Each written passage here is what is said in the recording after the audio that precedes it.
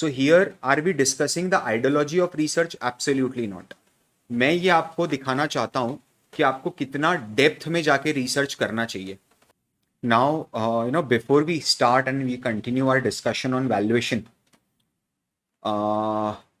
उसके पहले है ना, I would like to introduce someone to all of you. आपको याद है मैंने आपको बताया था कि स्टूडेंट है मेरा and he has done exemplary research. You remember that? ठीक है. So I brought him for good 30-35 minutes. He will be with us. ठीक है. और वो पूरा अपनी रिसर्च मेथोडोलॉजी शेयर करेंगे. यार देखो क्या होता है ना, मैंने आप लोगों को बताई थी एक चीज़ कि रिसर्च जो है it's an skill set, it's an art. ठीक है. एंड वो कभी भी एक रिसर्च एनालिस्ट है ना should not be dependent upon spoon feeding. समझ रहे हो? जब मैंने ये फर्स्ट सेशन स्टार्ट किया था, इक्विटी रिसर्च का पहला सेशन स्टार्ट किया था, तब क्या मैंने बोला था कि आप इस फील्ड में सिर्फ करियर तभी बना सकते हो जब आपके अंदर एक्चुअल पैशन होगा कैपिटल मार्केट्स के अंदर काम करने का. ठीक है. So I would like to introduce Kaushal over here. Just a minute, Kaushal. I'll just give you the access and everything. हाँ जी. Now, you can have your own ideology. समझो. So here are we discussing the ideology of research? Absolutely not. मैं ये आपको दिखाना चाहता हूँ कि आपको कितना डेप्थ में जाके रिसर्च करना चाहिए. ठीक है. And to introduce Kaushal, I know him for last 2 years. He know me for last 2 years. ठीक है. एंड कौशल वॉज स्टूडेंट जब मैं सिर्फ 10 या 12 बच्चों को पढ़ाता था. ठीक है. आज से 2-2.5 साल पहले. एंड कौशल तब से एसोसिएटेड हैं. He was our valuation student. He was successfully able to crack a valuation role in one of the good firms in Gurgaon. Kaushal ने, मुझे अच्छे से याद है, कौशल आई बिलीव आज से 3 महीने पहले आपने रिकॉर्डेड वर्जन लिया था इक्विटी रिसर्च का, है ना? हाँ. एंड मैं आपको एक चीज बताना चाहता हूं. तो आप समझो कौशल ने पिछले इक्विटी रिसर्च कोहर्ट का रिकॉर्डिंग्स देखा है. ठीक है. ही never came to me asking any doubt. ठीक है. Which I usually discourage. देखो, अगर डाउट नहीं आ रहा है स्टूडेंट को तो 2 चीजें हो सकती है. या तो उसको सब कुछ समझ में आ रहा है या कुछ भी समझ में नहीं आ रहा है. मैं सिंप्लीफाई करता हूँ, उसके बाद भी स्टूडेंट्स को डाउट होता है. बट जब मेरे कौशल मेरे से लास्ट वीक कनेक्ट करे to show me his report and his research work, उन्होंने पूरा पुलिंदा भेजा मेरे को गूगल ड्राइव पे. एंड तब मैंने उनसे एक सवाल पूछा था कि यार तू आज तक मेरे पास कोई भी एक सिंगल डाउट पूछने के लिए क्यों नहीं आया. And you know what was his answer कि सर, अगर मैं छोटी छोटी चीज़ें बहुत रेडिली अवेलेबल हो जाए तो फिर मैं रिसर्च एनालिस्ट किस काम का. Are you getting my point? क्या आपको समझ में आ रही है चीज़? तो समझो मेरी बात. हो सकता है सेक्टर स्टडी करते समय बहुत बड़े बड़े जार्गन्स आपके सामने आ जाए, बट क्या उसका सोल्यूशन है? देखो 2 तरीके. या तो आप ये समझ लो कि यार मैं कुछ नहीं कर सकता, मेरे को ये चीज समझ में नहीं आ रही है, या फिर आप उससे लड़ो. समझो गूगल पे नहीं समझ में आ रहा है, चैट जीपीटी में डालो कि explain inventory gains to a 5-year-old to a 10-year-old. वो आपको पूरा तोड़ के समझा देगा.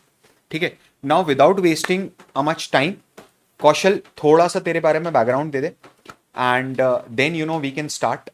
मैं क्वेश्चनिंग करूंगा and you can accordingly answer it.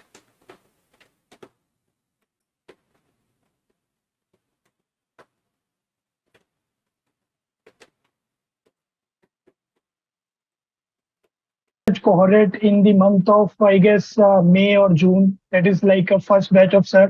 So that batch was fabulous, and I watched all the videos over there, and thorough watched it, and I researched it very well because if you saw over there, na, there are lots of examples has been discussed by the sir, right? तो अगर कौशल, आप you can talk in Hindi, मतलब people are more comfortable. तो अच्छा आराम तो से क्या अपने होता है कंफर्ट कि लेवल पे आके बात कर, कोई प्रॉब्लम नहीं है. करेक्ट क्या है, अब यहाँ पर क्या है कि अगर आप वो सारी वीडियोस वगैरह देखोगे ना तो उसके अंदर ना सारी चीजें आपको वेल एक्सप्लेनेटरी. हेलो, वॉइस आ रही है आपको? परफेक्ट. अच्छा. तो वेल एक्सप्लेनेटरी तरीके से ना सर ने पूरा अच्छे तरीके से आपको बताया कि यार अपने को अगर किसी कंपनी का एनालिसिस करना है तो उसके ना कुछ स्टेप्स होते हैं. अब अगर आप स्टेप्स की बात करोगे तो अब जैसे लेट से मैंने अपोलो टायर के अंदर रिसर्च किया, तो सबसे पहले मेरा माइंडसेट क्या था यार कि सबसे पहले I want to know about the sector, what is the sector, right? कि एक्चुअल के अंदर सेक्टर कौन, सेक्टर का पूरा आपको समझना पड़ेगा कि यार सेक्टर कैसे ब्रॉडली डिफाइंड है, राइट? उसके बाद आप कंज्यूमर बिहेवियर समझोगे उस सेक्टर का कि यार एक्चुअल के अंदर कंज्यूमर बिहेवियर क्या कहता है। अगर मैं एक तरीके से एग्जांपल दूं, I want waste your time but I will give 5 to 10 minute example कि अपने एक्चुअल में समझ कैसे रहे। तो सबसे पहले मैंने क्या किया, मैंने सेक्टर को समझा कि यार ये टायर जो सेक्टर है वो एक्चुअली में ब्रॉड किस किस कैटेगरी के अंदर डिवाइडेड है। तो अगर आप देखोगे ना तो ये जो टायर सेक्टर है वो ब्रॉडली अपने 4 पार्ट्स के अंदर डिवाइड होता है। सबसे पहला तो कमर्शियल व्हीकल यानी सीवी जिसको अपने कहते हैं, सेकंड पैसेंजर व्हीकल, थर्ड अपना टू व्हीलर थ्री व्हीलर हो गया, एंड एक अदर सेक्टर होता है ऑफ रोड टायर्स होते हैं जो कि अपने कंस्ट्रक्शन इक्विपमेंट्स वगैरह में यूज होते हैं।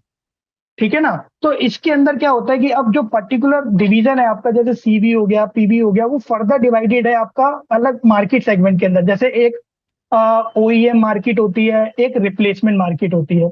ओईएम मार्केट क्या हो गई, जैसे टाटा मोटर्स हो गया, मारुति सुजुकी हो गई, अशोक लेलैंड हो गया, ये क्या कर रहे हैं, ये ओरिजिनल इक्विपमेंट मैन्युफैक्चरर है।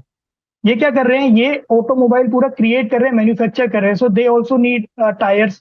तो ये एक पर्टिकुलर डिवीजन के अंदर अब कोई पैसेंजर व्हीकल बना रहा है, जैसे अपना महिंद्रा एंड महिंद्रा सीवी बना रहा है, तो उसका क्या होगा, वो उसके टायर्स की उसको नीड पड़ेगी।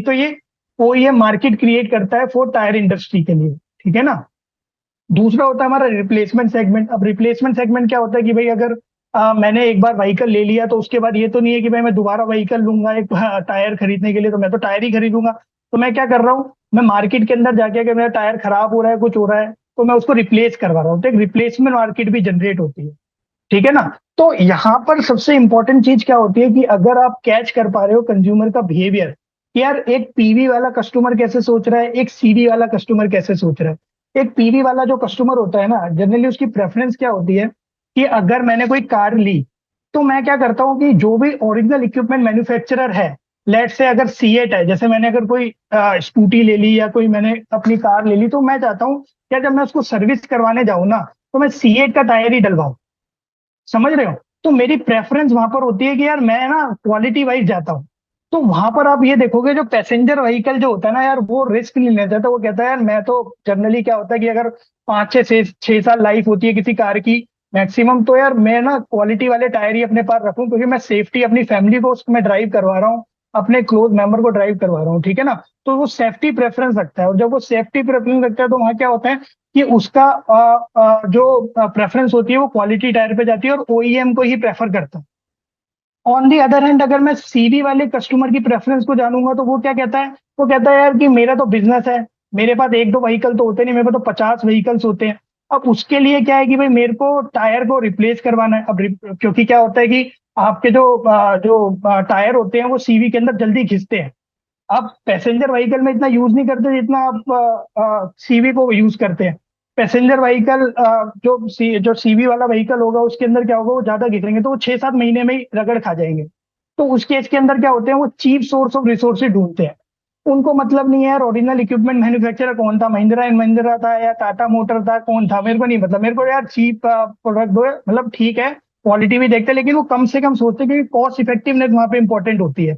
तो इसीलिए जो सीवी मार्केट, सीवी वाला जो सेगमेंट होता है उसके अंदर रिप्लेसमेंट मार्केट जो होती है अपनी, वो ज्यादा फोकस ओरिएंटेड होती है। क्यों? क्योंकि वहां पे उनको इंटेंस कंपटीशन फेस करना पड़ता है, क्योंकि क्या होता है रिप्लेसमेंट मार्केट के अंदर चाइनीज टायर का बड़ा रोल आता है। अगर आप देखेंगे ना, इतना ओई क्योंकि ओईएम मार्केट के अंदर इतना मेजर कोई चाइनीज इंपैक्ट नहीं आता, लेकिन जो सीवी मार्केट आती है उसके अंदर आपको इंटेंस कंपटीशन फेस करना पड़ेगा। तो वहां पे क्या होगा, वहां पे आपको फिर देखना पड़ेगा कि यार जो ये सीवी है और जो रिप्लेसमेंट मार्केट है वहां पर कस्टमर का प्रेफरेंस चेंज होगा कि यार एक तो रिस्की भी है, मेरे को चाइनीज टायर से compete करना पड़ रहा है, ऊपर से क्या है कि भाई इसके अंदर कॉस्ट इफेक्टिवनेस भी मेरे को ढूंढना है। तो सारे फैक्टर मेरे को वहां देखने पड़ते हैं। तो इसलिए ना अब जैसे सीवी का प्रेफरेंस होगा कि यार वो चाहेंगे कि यार मैं कम से कम कॉस्ट इफेक्टिव टायर ले लूं। ठीक है ना? कॉस्ट इफेक्टिव टायर बनाऊं लोगों के लिए, जो मेरे कस्टमर्स हैं, जो मेरे जो कस्टमर्स हैं जो कि सीवी प्लेयर्स है मेरे, उनको तो कॉस्ट इफेक्टिव चाहिए होगा। तो ये सारी चीजें अपने को एनालाइज करनी पड़ती है कि भाई पीवी क्या है, उसकी प्रेफरेंस क्या है, सीवी क्या है, उसकी प्रेफरेंस क्या है, एंड अकॉर्डिंगली फिर आप रिसर्च करना चालू करते हैं। ठीक है ना? वाह, कौशल, गाइस ये समझ में आया हम्म आपको? ओईएम का मतलब कि मारुति सुजुकी ने अगर C8 के साथ करा है, तो अगर आप वापस अल्टो अपनी खरीदते हो, अल्टो रिप्लेस कराना चाहते हो, तो यू विल प्रेफर कि C8 का टायर डलवाऊंगा। लेकिन एक ट्रक कंपनी है जिसके पास 200 ट्रक हैं, उसको फर्क नहीं पड़ता कि वापस वो C8 का टायर डलवाए। ठीक है। तो कौशल, इसका मतलब ये है कि कोई टायर कंपनी अगर सीवी स्पेस में, कमर्शियल व्हीकल स्पेस के अंदर ही डील कर रही है, तो बहुत टाइट मार्केट है एज कंपेयर टू पैसेंजर बिल्कुल व्हीकल। बिल्कुल है ना? बिल्कुल, करेक्ट बहुत करेक्ट। टाइट मार्केट है, मतलब वो और इंटेंस कंपटीशन है। कंपटीशन भी इंटेंस है, मार्जिन्स भी कम है, रिस्क भी ज्यादा और है, ग्रोथ भी और कम है। सबसे बढ़िया बात ये है सर कि आप अगर इंडियन टायर इंडस्ट्री देखोगे तो मेजर रेवेन्यू आ रहा है ना, वो सीवी कस्टमर से आ रहा है। अच्छा। बिकॉज उनको क्या करना पड़ रहा है, उनको टायर ज्यादा खरीदने पड़ रहे हैं, तो जो करेक्ट। मार्केट बिल्डअप हो रही है रिप्लेसमेंट टायर की, वो नेचुरल सी बात है, सबसे ज्यादा जनरेट रेवेन्यू कहाँ से हो रहा है, वो सीवी कमर्शियल सेगमेंट से हो व्हीकल रहा से हो रहा है। है। ऑलमोस्ट अगर आप देखोगे तो 55% of Indian tyre industry is generating revenue from CV customer. वाह। ठीक है ना? तो उसको रिप्लेसमेंट मार्केट पे फोकस करना ही पड़ेगा। तो आप अगर जितनी भी जो भी लीडिंग अपनी कंपनी देखोगे, वेदर इट इज सीएट हो गई अपनी, एमआरएफ हो गई अपनी, अपोलो हो गई अपनी, गुडियर हो गई, तो most of the revenues they are generating from the replacement market, majority of the revenues from the replacement market और कमर्शियल व्हीकल, राइट? उनका मार्केट शेयर डिफरेंट हो सकता है, लेकिन क्या हो रहा है कि वो रिप्लेसमेंट पे उनको फोकस करना ही पड़ेगा, क्योंकि अल्टीमेटली जो मेजर सेक्टर का रेवेन्यू है वो वहीं से ही आना है। टीबीआर मीन्स होता है ट्रक बायर, ट्रक्स एंड बस टायर्स, रेडियल टायर्स, राइट? सो टीबीआर का मतलब ये होता है। वाह। तो ये चीजें ना सारी एनालाइज करनी पड़ती है। जब आप पूरा सेक्टर समझ जाते हो कि यार एक्चुअल के अंदर भाई ये सीवी की प्रेफरेंस ये है, पीवी की प्रेफरेंस ये है, फिर आप कंपनी के अंदर घुसते हो कि यार कंपनी का मेजर रेवेन्यू कहाँ से आ रहा है। क्योंकि आपको ना रिस्कीनेस भी समझनी पड़ेगी कंपनी की। अगर कंपनी रिप्लेसमेंट टायर पे ज्यादा फोकस कर रही है तो यार काफी रिस्की कंपनी है, उसको चाइनीज कंपनी से उसको फाइट कंपटीशन करना है। फेस करना पड़ेगा। ठीक है ना? और फिर आप वो सारी चीजें आपको कंसीडर करनी पड़ेगी कि यार की कॉस्ट इफेक्टिव पॉलिसी क्या है कंपनी की, वो कैसे compete कर रही है। तो ये सारी चीजें आपको ना उसके अंदर फिर देखनी पड़ती है। सेकंड। एक मिनट, एक मिनट। गाइस, क्या आपको समझ में आ रहा है कि आपको किस लेवल ऑफ अंडरस्टैंडिंग की रिक्वायरमेंट होती है एक बिजनेस में? एक ही रिपोर्ट। कौशल, कितना टाइम हो गया एक ही कंपनी पे काम कर रहे हैं या 5 कंपनीज उठाई हैं? हाँ, एक ही कंपनी पे काम कर रहा हूँ, एक अच्छे ही, से और समझ रहा ऑन हूँ चीज जॉब को कर ना। रहे हैं, जॉब के साथ करते हैं? करेक्ट, बिल्कुल। सीएफए लेवल 3 जॉब की करता हूँ। प्रिपरेशन के साथ कर रहे हैं? बिल्कुल बिल्कुल। और ऑन एन एवरेज कितना घंटा दे रहे हैं रोज रिसर्च पे? 2 घंटे, 1.5 से 2 घंटे अपने को देने पड़ते हैं, क्योंकि जरूरी है। और सैटरडे संडे थोड़ा ज्यादा हो जाता है, 4 से 5 घंटे भी हो जाते हैं कभी कभार, देखनी पड़ती है चीजें। तो मोस्ट प्रोबेबली मतलब 2 घंटे या 1.5 घंटा तो आपको देना ही देना है डेली ना, तभी आपको ना सेक्टर की पकड़ आएगी। Unless and until you want study on a particular sector, तो आप उसके बारे में जान नहीं सकते कि यार, फिर आप एक्चुअल के अंदर उसका कॉस्ट मिक्स वगैरह और उसका जो इबिटा मार्जिन को ट्रैक करना है कि यार वो कौन कौन उसको समझ के मैं देखूं कि आगे अगर कंपनी कह रही है रॉ मटेरियल ईज आउट होगा, तो वो क्यों कह रही है, एक्चुअल में उसकी कॉस्ट मिक्स क्या है। ठीक है ना? तो वो सारी चीजें समझने के लिए आपको फिर टाइम देना पड़ता है, इंडस्ट्री समझनी पड़ती है, तो ये बहुत इंपॉर्टेंट है। But this is a one time exercise. Correct, मतलब एक क्योंकि बार अगर आपने, क्योंकि शुरुआत में आपको जो एक फाउंडेशन चाहिए, उसमें आपको एफर्ट लग रहा है, फिर तो अपडेट्स ही मिल रही है ना फिर कंटिन्यूस तो बेसिस पे हाँ, कि कैसे फिर इवॉल्व हो जितनी रहा है sector over a period of time. फिर आपके पास तो टायर सेक्टर की पकड़ आ गई ना पूरी, अब जितनी भी कंपनी आप आराम से एनालाइज करो उसके अंदर। Very good, very good. अच्छा गाइज, वन थिंग, क्या वॉइस लो आ रही है क्या? नो। ओके, सही है। चलो, वो इंडिविजुअल प्रॉब्लम हो सकती है फिर आपकी, आनंद। चलिए कौशल, इफ यू अच्छा। Want to share the screen, you can share the screen and share your research with us. Correct correct.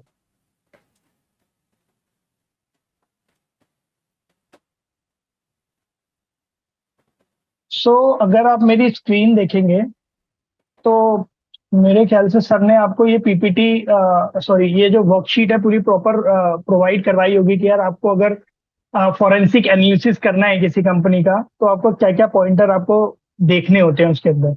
ठीक है ना? तो अगर आप देखोगे तो ये पूरी की पूरी सर ने पूरे चेकलिस्ट बताई थी कि यार आपको सेल्स ग्रोथ, डेटर ग्रोथ, इन सारे लाइन आइटम के ऊपर आपको पूरी की पूरी एनालिसिस करनी है। ठीक है ना? तो मैंने क्या करा, मैंने एक शीट बनाई कि यार कंपनी का अगर मुझे ये देखना है कि यार कंपनी रेवेन्यू रिग यानी बड़ा चढ़ा के तो नहीं दिखा रही कहीं रेवेन्यू। ठीक है ना? तो अपने कुछ पॉइंटर्स थे जो कि मेरे को लगा कि यार ये चीजें इसके अंदर देखनी चाहिए कि कहीं चैनल शिफ्टिंग तो नहीं हो रही है। Kaushal, I am so sorry, अपन स्टार्टिंग से चले क्या? एकदम स्टार्टिंग से, अच्छा।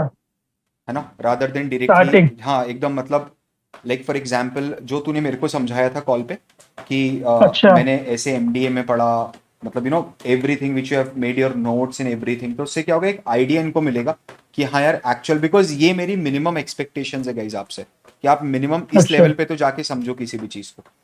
तो मैं बेसिकली, क्योंकि ये तो सारी अपनी फोरेंसिक रेशियोज एनालिसिस और कॉर्पोरेट गवर्नेंस एनालिसिस, ये तो इनिशियल फेज होता है कि जब अपने देखना चालू करते हैं किसी कंपनी को। सेक्टर और इंडस्ट्री तो अपने ऑलरेडी समझ चुके हैं कि भाई एक्चुअल में कैसे देखते हैं उस सारी चीजों को ना। तो अगर मैं इसकी रिपोर्ट खोलूं। अच्छा, पहले तो आप अपनी report, research report guys, just have a look, हाँ, just have a very close look on his research report. Start from the first page. This is something which I have reviewed recently. तो अगर आप इसके अंदर देखोगे, तो अगर research report का बेसिकली अगर आप देखोगे तो सब आपको इसके अंदर मिलेगा। जैसे कंपनी क्या करती है, आपको एक ब्रीफ आइडिया मिलेगा यार कि कंपनी एक्चुअल में कर क्या रही है। तो ये सारी चीजें आप कंपनी की वेबसाइट पढ़ के समझ सकते हो कि यार एक्चुअल में कंपनी किस प्रोडक्ट के अंदर डील करती है, कंपनी के कितने मैन्युफैक्चरिंग प्लांट है, कहाँ कहाँ पर है। और स्कैनर पे भी अवेलेबल है, जो पब्लिक अवेलेबल अपना वेबसाइट है, आप स्कैनर पे डालोगे आपको कंपनी के बारे में सारी डिटेल पता लग जाएगी कि यार उसके मैन्युफैक्चरिंग प्लांट कहाँ कहाँ पर है, कंपनी के क्या क्या कंपनी किस किस प्रोडक्ट्स के अंदर डील करती है। वो सारी की सारी चीजें आपको वहां पे मिल जाएगी। ठीक है ना। ये स्टॉक का डेटा वगैरह ये सारा का सारा आपको याहू फाइनेंस, गूगल फाइनेंस, ये सारा का सारा आपको डेटा अवेलेबल मिल जाएगा। तो आप इजीली इसको प्लॉट कर सकते हो। आप निफ्टी का और अपने कंपनी का ट्रेंड देख सकते हो कि निफ्टी कैसे भाग रहा है और मेरी कंपनी कैसे भाग रही है। ठीक है ना। ये सारा कुछ डेटा जो है वो पब्लिकली इंफॉर्मेशन अवेलेबल है। ये था करा। ये जो आप देखोगे आपको, क्योंकि सबसे इंपॉर्टेंट चीज होती है अगर आप किसी इंडस्ट्री को रिसर्च कर रहे हो, तो आपको ग्लोबल इकोनॉमी का आइडिया होना चाहिए, इंडियन इकोनॉमी का आइडिया होना चाहिए। उसके बाद ऑटोमोबाइल सेक्टर का आइडिया होना चाहिए, क्योंकि जो टायर सेक्टर है वो एंसिलरी सेक्टर, एंसिलरी इंडस्ट्री है टू दी ऑटोमोबाइल सेक्टर। तो Correct. जो मेन सेक्टर है वो ऑटोमोबाइल है। तो उसके लिए आपको ग्लोबल इकोनॉमी क्या कह रही है वो आपको समझना पड़ेगा, और ये सारा का सारा ना अवेलेबल होगा आपको एमडीए पढ़ के। आप तो दिखा जैसा सर सकते हो ने बोला, प्लीज? बिल्कुल। अगर आप देखोगे तो मैंने क्या करा, जैसे सर ने मुझे गाइड किया था कि भाई आप कंपनी की एनुअल रिपोर्ट से एमडीए वाले पोर्शन को साइड निकाल लो। ठीक है ना। अब जैसे सीएट के अंदर ना बहुत ब्यूटीफुली एक्सप्लेन किया है पूरा पूरा सेक्टर। जैसे मैंने हाईलाइट किया हुआ है ग्लोबल इकोनॉमी क्या कह रही है। ठीक है ना। उसके अंदर पार्टिसिपेंट कौन कौन से हैं, उनकी क्या क्या ग्रोथ है। ठीक है। उसके बाद ग्लोबल ऑटोमोबाइल इंडस्ट्री क्या कह रही है, इंडियन ऑटोमोबाइल इंडस्ट्री क्या कह रही है, इंडियन इकोनॉमी क्या कह रही है। तो मैंने इसकी पढ़ी। मैंने सारी की सारी जो भी मेरे को इंपॉर्टेंट लगा मैंने हाईलाइट किया, ताकि मैं अपनी रिपोर्ट के अंदर डाल सकूं, उसको समझ सकूं, एनालाइज कर सकूं। ये सारी की सारी चीजें मैंने उसके अंदर सीएट के अंदर किया। फिर मैंने डिफरेंट डिफरेंट कंपनीज का किया, जैसे अपोलो टायर का भी अगर आप देखोगे, तो अपोलो टायर के अंदर भी मैंने हाईलाइट किया कि भाई कंपनी के अंदर कैसे कैसे ग्रोथ आ रही है, कैसे कैसे इकोनॉमिक एनालिसिस हो रहा है, कैसे कैसे इकोनॉमी रिएक्ट कर रही है। तो ये सारी की सारी चीजें अगर आप देखोगे, तो आपको ना एमडीए जो भी मेजर कंपनीज होंगी उनका सबका एमडीए खोल के आपको एक बार तो रिव्यू लेना पड़ेगा, ताकि आपको ओवरऑल इंडस्ट्री का आइडिया पता लगे। इंडस्ट्री सेक्टर के अंदर सेगमेंटेशन कैसे हो रहा है, जैसे CV PV, of the road tyres और टू व्हीलर थ्री व्हीलर। तो ये आपको समझ आएगी टर्मिनोलॉजी ना कि, और फिर आपको समझ आएगा कि डिफरेंट डिफरेंट कंपनी किस किस सेगमेंट के अंदर उनका रेवेन्यू मिक्स ज्यादा है। और अकॉर्डिंगली आप उसके अंदर रिस्कीनेस देखो। अगर आपको लगता है कि यार रिप्लेसमेंट डिमांड बढ़ने वाली है, तो उस कंपनी को पकड़ो ना। जैसे जेके टायर है और अपोलो टायर है। ये जेके टायर का अगर आप देखोगे तो इसके अंदर रिप्लेसमेंट सेगमेंट 80% ऑफ रेवेन्यू या 70 to 80% रेवेन्यू रिप्लेसमेंट मार्केट से आ रहा है। तो अगर आपको लगता है कि यार रिप्लेसमेंट टायर बूम कर, मार्केट सेगमेंट बूम करने वाला है, आगे उससे डिमांड आने वाली है, तो आप इसको स्टडी करोगे तो वो चीजें आइडिया मिलता है यहाँ पर बहुत अच्छा आपको ना। तो ये सारी चीजें, फिर टीवीएस का भी मैंने एमडीए वगैरह निकाला कि ग्लोबल इकोनॉमी यहाँ क्या कह रही है। मतलब ऑल द जो भी चीजें होंगी वो सिमिलर होगी, लेकिन जो लिखने का तरीका और समझाने का तरीका, जो पर्सपेक्टिव होगा वो अलग अलग आपको मिलेगा। तो इसलिए आपको ना अलग अलग रेफर करनी पड़ती है। चीजें तो सेम ही होगी। अगर ग्लोबल इकोनॉमी आई है, आईएमएफ ने अगर कुछ बोला है तो वो तो सभी डालेंगे ना। लेकिन जो समझाने का तरीका होता है वो डिफरेंट डिफरेंट होगा किसी का। तो जहां पर आपको बेस्ट समझ आता है, जैसे मेरे को सीएट की एमडीए पढ़ के अच्छा समझ आया, एक्सपोर्ट इंपोर्ट और ये सब, तो मैंने उसको रेफर कर लिया। बाकी चीजों को भी साथ साथ देखता गया। ठीक है ना। तो ये सारी चीजें, और दूसरी चीज सबसे इंपॉर्टेंट क्या होती है कि आप जो भी जैसे मैंने ना इक्विटी रिसर्च का पूरा एक मैंने पूरा बुकमार्क बनाया हुआ है। क्या टायर इंडस्ट्री के अंदर कहाँ का मैं रेफरेंस गया, कैसे कैसे, मतलब मैंने जैसे मैंने क्रिसिल की रिपोर्ट पढ़ी तो मैंने उसका एक बुक मार्क बना दिया, तो मेरे पास सारा रिकॉर्ड रहता है कि यार मैंने कहाँ का क्या क्या चीजें देखी है। तो आप कोई भी चीज देखो या कोई भी चीज गूगल पे करो तो उसका एक बुक मार्क जरूर बना लो, ताकि आपको इजिली वो ट्रैक हो सके चीजें। जैसे क्रिसिल की इतनी बेहतरीन रिपोर्ट है, अगर आप देखोगे टायर इंडस्ट्री के ऊपर, इंडियन टायर इंडस्ट्री के ऊपर ने पूरा डिटेल में समझा रखा है कि यार जीडीपी क्या बोल रही है, इंडियन टायर इंडस्ट्री क्या बोल रही है, और वो मैट्रिसेस भी दिए कि वो कहाँ पहुंच सकती है 32 तक। समझ रहे हो? तो ये सारी चीजें आपको वहां पर मिल जाएगी। तो ये जितनी भी अपन ने रिपोर्ट के अंदर एनालिसिस किया है या देखा है, तो ये सारा का सारा, सारी रिपोर्टें पढ़ने के बाद जो भी मेरे को समझ आया, जितना भी कंक्लूजन मेरे को निकला, तो सारा का सारा अपन ने रिपोर्ट में डाल दिया। उसके बेसिस पे हमने रिसर्च का मतलब ग्राफ्स वगैरह भी ड्राफ्ट किए हैं, जितने भी आप देख रहे हो यहाँ पे। और सबसे इंपॉर्टेंट चीज क्या है कि सर की ये सारा का सारा सर ने आपको सिखाया है कि यार कलर कोडिंग कैसे यूज करनी है। So I would like to thank to sir की, मेरे को तो पहले कभी पीपीटी आती भी नहीं थी, लेकिन जब सर ने इतनी सारी चीजें वेल एक्सप्लेन किया तो मैं इतने बेहतरीन चार्ट बना पाया। अगर ये आप चार्ट देखोगे ना, ये आपको कहीं नहीं मिलेंगे ऐसे चार्ट। क्यों? क्योंकि ये खुद ही बनाए हैं मैंने। वेरी समझ गुड। रहे हो? ये किसी रिपोर्ट में मिलेंगे ही नहीं। ये थीम वगैरह और ये जिस तरीके से मैंने बनाए हैं, ये आपको कहीं नहीं मिलेंगे। आपको एक बेसिक स्ट्रक्चर आप सर ने आपको समझा दिया, कलर कोडिंग आपने समझा दी। अब आप अपने अकॉर्डिंग ग्राफ बनाओ। क्यों आपको किसी का कॉपी करना है? आप अपने स्टाइल में बनाओ, देखने में भी अच्छे लगेंगे और आपको समझ भी बेटर आएगा। ठीक है ना? इंडियन जीडीपी ग्रोथ कैसे कोविड के अंदर कैसे गिर रही है, फिर कैसे बढ़ी, फिर एकदम से अचानक कैसे हुई, सब आपको समझ आ जाएगा कि एक्चुअल में। और इसके फिर ग्रोथ ड्राइवर्स भी समझ आ जाएंगे। इंडियन इकोनॉमी के ग्रोथ ड्राइवर्स क्या क्या है, कैसे डिमांड आने वाली है। ठीक है ना? तो ये सारी चीजें आपको धीरे धीरे समझ आने लग जाएंगी जब ये एमडीए वगैरह आप पढ़ने लग जाओगे इसका। तो फिर मैंने ग्लोबल ऑटोमोबाइल इंडस्ट्री भी समझा, इंडियन ऑटोमोबाइल इंडस्ट्री भी समझा क्या कह रहा है। उसके बाद ग्लोबल टायर इंडस्ट्री को हमने एनालाइज किया। ठीक है ना? ये सारा का सारा सोर्स आपका देखोगे ना, तो एमडीए, सीएट, आईएमएआरसी ग्रुप रिपोर्ट, ये सारा का सारा अवेलेबल है सीएट के अंदर। आप उसको पढ़ोगे, आपकी अंडरस्टैंडिंग और डेवलप होगी। ये क्रिसिल से हमने उसकी मैट्रिसेस ली है कि भाई क्रिसिल की रिपोर्ट में क्या है, आगे फ्यूचर फोरकास्ट अपना इंडियन टायर इंडस्ट्री का।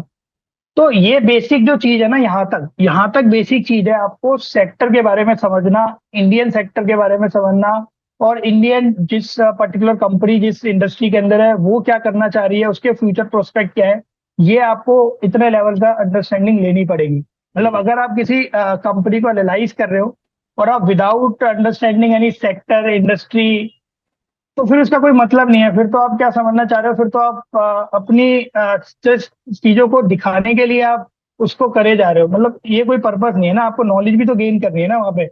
यार अगर आपसे कोई पूछ रहा है कि यार टायर इंडस्ट्री के अंदर क्या क्या सेगमेंट होते हैं, ठीक है, टायर इंडस्ट्री की ग्रोथ क्या क्या है, ऊपर से रिसर्च हाउसेज उस पर क्या कह रहे हैं, और जब आप इस चीजों को पढ़ोगे ना तो आपका इंटरेस्ट, क्योंकि मेरा तो बहुत अच्छा डेवलप हुआ है, मैंने इतने सारी चीजें पढ़ी है तो मेरे को अच्छे से समझ आई चीजें, तभी मैं इतनी अच्छी रिपोर्ट बना पाया। और वेरी गुड। मेरे को ये सारी चीजें थोड़ी ना पता थी, लेकिन over the period of time जब आप रीडिंग, क्योंकि सबसे इंपॉर्टेंट जो एडवाइस मैंने सर से ली है वो यही है कि बेटा रीडिंग रीडिंग करो।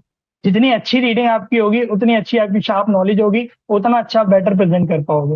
है ना? करेक्ट। अब यहाँ से आने के बाद अब आपको ना कंपनी स्पेसिफिक होना पड़ता है। एक minute, company, before we move to that Kaushal, आप मुझे बताओगे क्या, वो जो आप सबको बताओगे जो आपने मुझे एक्सेल में जो आपने नोट्स बनाए थे ना, ये पढ़ पढ़ के आपको याद है, हाँ वो एक तो, बार शो करो ना यार सबको, वो बहुत हाँ हेल्पफुल तो रहेगा जैसे, स्टूडेंट्स के लिए। हाँ तो जैसे अगर आप देखोगे, टेम्पलेट में ही, हाँ करेक्ट। हाँ ये ना, ये मैंने एक वर्ड डॉक्यूमेंट के ऊपर मैंने अपना ब्रीफ ब्रीफ आइडिया लिया। तो हम्म। आप देखोगे इंडियन इकोनॉमिक रिपोर्ट में लिखने से पहले मैं अपने पॉइंटर नोट कर रहा था कि भाई कैसे कैसे क्या क्या मुझे लिखना है और क्या क्या मुझे समझना है और मैंने क्या समझा। तो मैंने हम्म। इंडियन इकोनॉमी के बारे में समझा, यहाँ पर क्या उसके बारे में लिख लिया, ग्लोबल ऑटोमोबाइल के बारे में एक वर्ड डॉक्यूमेंट पे लिख लिया। ठीक है ना? इंडियन ऑटोमोबाइल इंडस्ट्री के बारे में मैंने लिख लिया कि मेरे को कितना समझना है, क्या क्या लिखना है, क्या क्या मेरी अंडरस्टैंडिंग है वो मैंने देख ली। उसके बाद ग्लोबल टायर इंडस्ट्री क्या कह रही है, तो और उसके साथ साथ लिंक भी डालते रहो, कहाँ से आप सोर्स ले रहे हो वो भी डालते रहो, ताकि आपको रिपोर्ट जब आप बनाओ तो आपको पता हो गया यार मैं कहाँ से क्या ले रहा हूँ, तो ये आपको सोर्स लिखने में इजी रहेगा। Very good. या पोलो टायर से मैं ये थोड़ा सीएट से मैंने एक्सपोर्ट इंपोर्ट समझा। तो ये था कि भाई इंडस्ट्री का और सेक्टर का अपने को एनालिसिस करना है, तो पूरा सोर्सेज और कैसे कैसे इन्फॉर्मेशन आपको लेनी है, तो वो पढ़ पढ़ के मैंने इसके अंदर वर्ड डॉक्यूमेंट के अंदर डाला। ठीक है ना? उसके बाद अगर आप देखोगे तो कौन कौन स्टडी जब आप करते हो तो आपको क्या करना होगा, आपको तो सबसे इंपॉर्टेंट चीज क्या है कि सर ने जैसे गाइड किया कि भाई whenever you are starting any research ना, you have to read an initiating coverage report of that particular sector, right? If Yes. you are reading it, then you know the dynamic of the industry or the sector over there, right? So that I have tried to understand what is the dynamic of the sector and Apollo Tyre उसमें कैसा perform कर रहा है। तो मैंने इसकी initiating coverage report international research की company research house था, मैं 16 मई 2022 को इनिशिएटिंग रिसर्च रिपोर्ट निकाली थी अपोलो टायर की। तो मैंने उसके अंदर समझा कि भाई कंपनी का important pointer from the report, तो मैंने यहाँ लिखा कि भाई company has invested heavily in R&D, brand building, expending in distribution network. अगर over the period of time आप देखोगे तो कंपनी के 7,000 कुछ 5,000 से कुछ 7,000 डिस्ट्रीब्यूशन नेटवर्क स्पेंड हुआ है, डिस्ट्रीब्यूटर बढ़े हैं। तो कंपनी क्या कर रही है, बहुत फोकस कर रही है अपनी advertisement, brand building, distribution network को बढ़ाने के लिए। ठीक है, तो market share of the companies improved in both in India and Europe, ये भी अपने देख सकते हैं कि भाई इंडिया और इम्प्रूव यूरोप के अंदर तो मार्केट शेयर भी इंप्रूव हुआ है।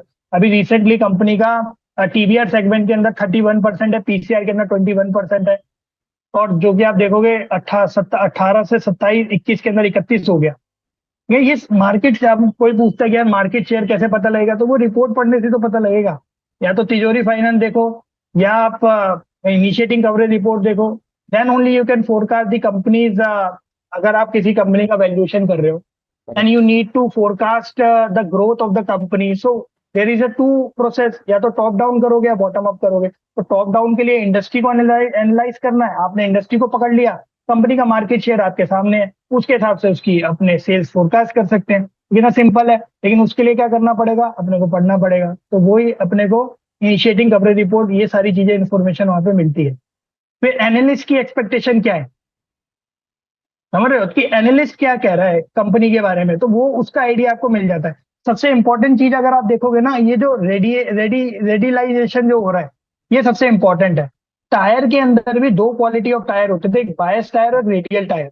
तो जो बायस टायर होता था वो एक पुरानी टेक्नोलॉजी है, और जो रेडियल टायर है वो एक बिल्कुल न्यू टेक्नोलॉजी है, जो कि अभी over the period financial year 17 से इवॉल्व हुई है। तो इवॉल्व कह रहा हूँ मतलब ट्रेंड में आई है। ठीक है ना, क्योंकि बायस टायर जो था वो कॉस्ट इफेक्टिव होता था, लेकिन अब जो टेक्नोलॉजिकल शिफ्ट हुआ, क्योंकि लोगों की माइलेज बढ़ रही है, हीट रेजिस्टेंस इंप्रूव हो रहा है। ठीक है ना, और कंपनी ने पूरा प्लांट शिफ्ट कर दिया है अपना रेडियल टायर के ऊपर। ठीक है ना, क्योंकि अगर आप देखोगे बायस टायर और रेडियल टायर को बनाने के लिए आपको डिफरेंट मैन्युफैक्चरिंग फैसिलिटी लगानी पड़ती है। ठीक है, तो ये इंपॉर्टेंट है कि रेडिलाइजेशन इंप्रूव हो रहा है। 47%, 38% पे 47 हो गया, और आगे तो बिल्कुल ही मतलब 50 to 60% फाइनेंशियल ईयर 25 में जाएगा। तो जो भी कंपनी रेडियल टायर पे शिफ्ट हो चुकी है, तो वो तो प्रॉफिटेबल में होनी है, क्योंकि शिफ्ट इतना जबरदस्त हो रहा है, कॉस्ट इफेक्टिव बनाएगी, इकोनॉमिक्स ऑफ स्केल मिलेंगे, तो ये सारी चीजें वहां पर दिख जाएगी अपने को। ठीक है ना, तो ये सारी चीजें आपको मिल जाएगी। अब अपोलो टायर क्या कह रही है, मतलब ये इंडस्ट्री एनालिस्ट की एक्सपेक्टेशन हो गई, ये इंपॉर्टेंट पॉइंटर हो गए। अपोलो टायर उसमें क्या कर रही है, एज ए लीडर है TBR सेगमेंट के अंदर, ट्रक बायर है रेडियल सेगमेंट के अंदर वो लीडर है। तो ये सारी चीजें ना आपको पता लगेगी इसके अंदर अगर आप पढ़ोगे तो। इंडस्ट्री सेक्टर फेवरेबल है डोमेस्टिक फेयर के लिए, क्यों है, ये समझ आ जाएगा कि वो ब्रांड बिल्डिंग कर रही है। 6,800 डीलर्स इन पैन इंडिया, जो कि 7,000 से ऊपर हो चुके हैं, क्योंकि पुरानी रिपोर्ट है, अभी लेटेस्ट देखोगे तो 72 से कुछ हो चुका है। और सबसे इंपॉर्टेंट चीज जो मेरे को इसके अंदर मजा आया इसको देखने में, अगर आप देखोगे इसके अंदर आ, ये मार्जिन्स को आउट परफॉर्म कर रही है। अगर आप देखोगे तो ये एक तरीके से जो सर ने सिखाया है आपको, अगर किसी कंपनी का अपने को मोट एनालिसिस करना है, तो मोट एनालिसिस के लिए अगर आप देखोगे उसका जो अगर कॉस्ट स्ट्रक्चर अगर उसका आ, लोगों से अपने पीयर से बेहतर है, जो कि यहाँ पर दिख रहा है, अगर आप इसका एनालिसिस करोगे तो आपको समझ आएगा कि जो अपोलो टायर है उसने C8 और MRF को आउट परफॉर्म किया है। ठीक है ना, ईबिटा मार्जिन के अंदर ये सारे का सारा इसका मार्जिन है ईबिटा मार्जिन लेवल पे। तो ये इससे मोट असेसमेंट होती है कि यार कॉस्ट लीडरशिप मतलब कॉस्ट स्ट्रक्चर किसका बेहतर है, समझ रहे हो। तो वो आपको मार्जिन का अगर आप लाइन चार्ट देखोगे आपको कुछ समझ आ जाएगा कि क्या आउट परफॉर्म, कौन किसको आउट परफॉर्म कर रहा है। तो आगे अगर भाई रॉ मटेरियल ईज आउट होगा, स्टेबलाइज होगा, तो सबसे ज्यादा प्रॉफिटेबल कंपनी और जो भी कॉस्ट इफेक्टिव जिसका मोट होगा वो उसका Apollo स्टॉक Tyre. भाई भागना ही भागना। तो Correct. ये चीजें आपको समझनी पड़ेगी, है ना। और ये सारी चीजें कि भाई उसने डेट रिड्यूस कैसे किया, टाइमली उसको फंड मिल गया, कैसे अवेलेबल हो गया, पीयर्स की हेल्प और ये सारी चीजें आपको ना इसके अंदर समझ आएगा कि भाई उसने किस तरीके से डेट रिड्यूस किया। तो आई स्ट्रांगली रिकमेंड कि भाई इंडस्ट्री को अगर किसी कंपनी को पकड़ना है, एक बार सेक्टर एनालिसिस हो गया, इंडस्ट्री एनालिसिस हो गया, उसके बारे में समझ आ गया, फिर उससे पहले इनिशिएटिंग कवरेज रिपोर्ट पढ़ो, क्योंकि वो एक आइडिया देती है कि क्या क्या आपको पढ़ना चाहिए एक्चुअल में किसी कंपनी के बारे में। फिर ये कौन कॉल एनालिसिस करते हैं अपने, कौन कॉल एनालिसिस के अंदर की एमडी ने क्या क्या स्टेटमेंट दी है, मैंने एक्सेल पे लिख लिया, जो भी मेरे को इंपॉर्टेंट लगा मैंने हाईलाइट कर लिया कि भाई जो अपोलो है वो डिजिटलाइजेशन के ऊपर मूव कर रही है, ठीक है ना, जिसकी इसकी जो फैक्ट्रीज वगैरह देखोगे सारी automation state of art manufacturing facilities हो चुकी है, एआई एमएल का एक्सटेंसिव यूज हो रहा है। तो इससे क्या होगा, कॉस्ट एफिशिएंसी आएगी, एक तो कॉस्ट लीडरशिप पहले से ही है, ऊपर से ये सारी चीजें यूज करेगी तो और उसकी वेस्टेज रिड्यूस होकर कॉस्ट इंप्रूव होना है, तो नेचुरल सी बात है EBITDA मार्जिन बढ़ेगा। तो ये सारी गाइडेंस कहाँ से मिल रही है, यहाँ से मिल रही है, तो आप देखोगे तो समझ आ जाएगा आपको। ठीक है, फिर ये CFO जो है गौरव, ये क्या कह रहा है उसके ऊपर, ठीक है ना। तो ये सारी चीजें अगर आप समझोगे, क्वेश्चन आंसर हो रहे हैं, इसी से ही आपके ना सारे पॉइंटर के आंसर निकलेंगे। कि वो पूछता है कि भाई सेगमेंट का कैपेसिटी बताओ, तो कहाँ से पता लगी, आंसर दे रहा है PCR utilization in India is about 80%, TVR with this pickup in demand went up to 85%। तो ये सारी चीजें आपको पता लगती जाएगी, ठीक है ना। तो ये करना पड़ेगा, मतलब एफर्ट तो डालनी पड़ेगी आपको ना। और फिर Nice. ये एनुअल रिपोर्ट, हाँ तो ये सारा था कि आपको कौन कौन स्टडी और इनिशिएटिंग कवरेज रिपोर्ट वगैरह ये सब आपको देखना पड़ेगा एनालाइज करने से पहले। Very good, very good. हाँ देखो गाइस, मैंने इनिशियली क्या आपको बताया था कि अपने को इनिशिएटिंग कवरेज रिपोर्ट कितनी इंपॉर्टेंट है, right? And you have to start from here, मतलब वो तो पढ़ना ही पढ़ना है, you can not just miss reading initiating coverage report. अभी किसी ने पूछा कि एनालिस्ट एस्टिमेट कहाँ से पता चलेगा, ठीक है, अभी किसी ने पूछा एनालिस्ट एस्टिमेट कहाँ से पता चलेगा, बताऊं क्या हो रहा है, मुझे ऑनेस्टली आंसर देना, अभी तक कितने लोग ऐसे हैं जिन्होंने इनिशिएटिंग कवरेज रिपोर्ट खोल के भी नहीं देखी है, पढ़ी नहीं है, मतलब बिल्कुल बिंदास बताओ, कोई प्रॉब्लम नहीं है, बिल्कुल बिंदास बताओ, कोई प्रॉब्लम नहीं, सब यही है, अपन अपन एक ही थाली के चट्टे बट्टे, मेरे को पता है किसी ने भी खोल के देखी है, ठीक है। पता है क्या हो रहा है, आप लोग है ना नंबर ऑफ पेजेस देख के डर गए हो, समझ रहे हो आप, कि अरे बाप रे 100 पेज की रिपोर्ट है, अरे बाप रे 70 पेज की रिपोर्ट है, but you need to understand, you have to read it only once in your life time. आप मेरे को एक बात बताओ, the way Kaushal is speaking right now, क्या आपको ऐसा लग रहा है कि एक सीजन्ड रिसर्च एनालिस्ट बात कर रहा है? मेरे को एक बात सिंपल सी बता दो यार, चलो ये भी छोड़ दो, ये भी छोड़ दो, आप लोग तो अपने लेवल पे बताओ, काफी सारे सीनियर स्टूडेंट्स भी हैं अपने साथ, मेरे को सिर्फ एक बात बताओ, कल को अगर कौशल किसी भी रिसर्च एनालिस्ट के इंटरव्यू में जाता है और उससे पूछा जाता है कि tell me something about Apollo Tyres, ठीक है, क्या वो खोल के रख देगा क्या पूरा सब कुछ अपोलो टायर्स के बारे में A to Z, राइट? क्या एनालिस्ट टू एनालिस्ट टॉक हो सकती है क्या? आई यू गेटिंग माई पॉइंट? मेरे को ये लेवल चाहिए आप सब लोगों से, ठीक है।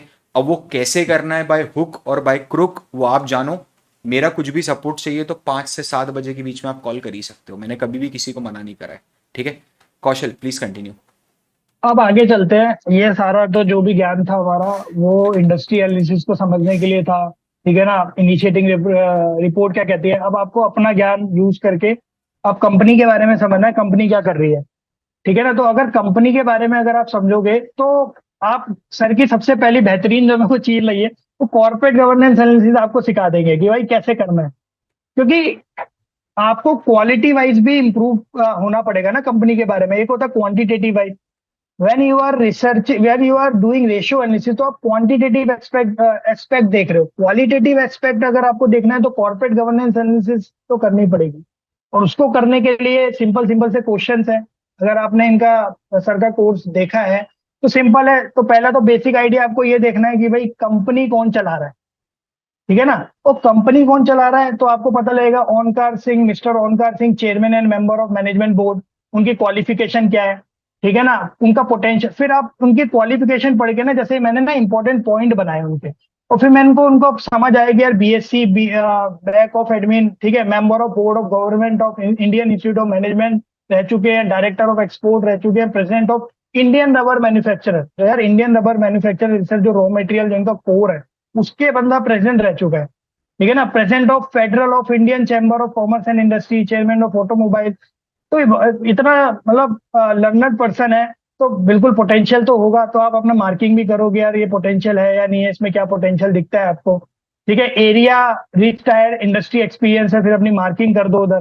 तो इससे क्या होगा, ऐसे ही मैंने सबके बारे में लिखा है, तो आपको समझ आएगा कि यार जो मैनेजमेंट है, क्या वो जो बंदे हैं उनके वो पोटेंशियल है उनके अंदर कैलिबर और नहीं, ये अपने को आइडिया मिलेगा वहां से। तो फिर एक अपना कंक्लूजिंग लाइन आप इसके अंदर बना सकते हो, नीचे मैंने कंक्लूजिंग लाइन भी दी है। उसके बाद ये देखो conclusion, the company has good team of people who has vast experience in their field and rich industry experience person as well. तो ये रिपोर्ट के अंदर लिख दो। अगर आपको कॉर्पोरेट गवर्नेंस एनालिसिस का एक पार्ट डालना है तो ये आप लिख देना कि भाई हाँ वास्ट एक्सपीरियंस है, क्यों है, ये आपके पास पूरा सोर्स है उसका कि भाई मैंने एनालिसिस किया है, इसके बेसिस पे है। उसके बाद अगर आप देखोगे, ये सारा मतलब मैंने इसके अंदर किया है। सेकंड इंडिपेंडेंट क्वेश्चन जो डायरेक्टर्स का भी आता है, क्या? हाँ, उसके बाद इंडिपेंडेंट डायरेक्टर्स का भी किया है मैंने। फिर नीचे फिर एक कंक्लूजन डाला है कि भाई कंपनी के इंडिपेंडेंट डायरेक्टर है, वेल डाइवर्सिफाइड है। डाइवर्सिफाइड क्यों कह रहा हूँ, क्योंकि कंपनी को अगर आप देखोगे तो इनके जो डायरेक्टर है, कोई आईएएस ऑफिसर है, कोई डिप्लोमेट है, कोई एडवोकेट है, कोई इन्वेस्टमेंट बैंकर है, ठीक है ना, कोई Indian foreign service and distinguish fellow Indian member रह चुका है, 8 years of evaluating advocate, served as the chief of army staff and all. तो ये जब इतने सारा मतलब डाइवर्सिफाइड है तो लिखना तो पड़ेगा ही, तो ये लिख दिया मैंने कि डाइवर्सिफाइड है, ठीक है, वास्ट एक्सपीरियंस है। उसके बाद do the management senior staff have too much political connection, ये एक इनका चेकलिस्ट होती है कि यार कोई पॉलिटिकल कनेक्शन तो नहीं है।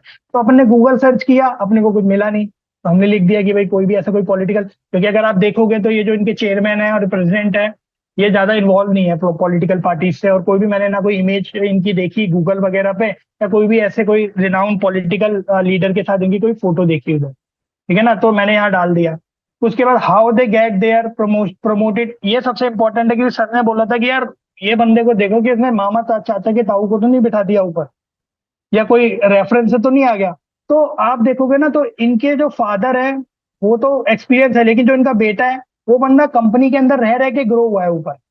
वो नीचे मतलब छोटी टीम से आके, ऐसा नहीं है कि उसका बेटा है तो उसको एमडी बना दिया, वो नीचे से घुसा है, ठीक है, उसने एक्सपीरियंस लिया है फिर जाके वो एमडी बना है। तो ये सारी चीजें पता लगती है, इसलिए मेरे को थोड़ा पॉजिटिविटी आती है कंपनी के बारे में ना कि हाँ ठीक है, मैनेजमेंट अच्छी है।